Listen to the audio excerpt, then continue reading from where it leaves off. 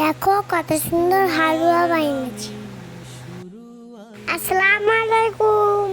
কলাইটা আমি 2 ঘন্টা ভিজিয়ে রেখেছি, তারপর ভালোভাবে ধুয়ে নিয়েছি। চলো এবার সিদ্ধ করব। দিয়ে দেবো 300 গ্রাম দুধ। ভালোভাবে সিদ্ধ করে নেব।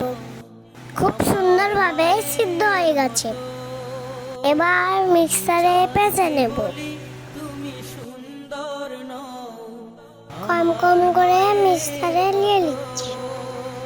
গোলাপকে বলি তুমি মিষ্টি নও, আমার মায়ের মতো। মাঝে আমার দেখো কত সুন্দরভাবে পিছিয়ে নিয়েছি। এবার একটা থালায় ঢেলে নেব। অনন্তকাল বিরত কড়াই দিয়ে দেবো 2 চামচ ঘি। তারপর দিয়ে দেবো ছোলার ডালের পেস্ট। ভালোভাবে নেড়ে চেড়ে ভেজে নেব। ভাজা হয়ে এলে দিয়ে দেব স্বাদ মতো চিনি।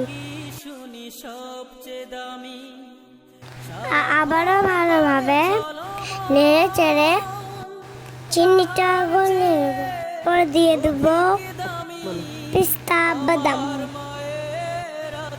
ভাজা এনে নামিয়ে নেব। থালাতে ঘি নিয়েছি, ঘিটা মাখিয়ে নেব। ভেজে রাখা ছোলাটা নামিয়ে দেব। সুন্দরভাবে প্লেটে ঢেলে নেব। মেলা হয়ে গেলে ছুরি দিয়ে পিস করে কেটে নেব।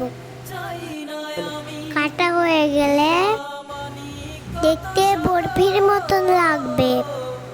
আমি চাঁদকে বলি তুমি সুন্দর নও, আমার কেটে রাখা বাদাম সাজিয়ে নেব। Bye bye.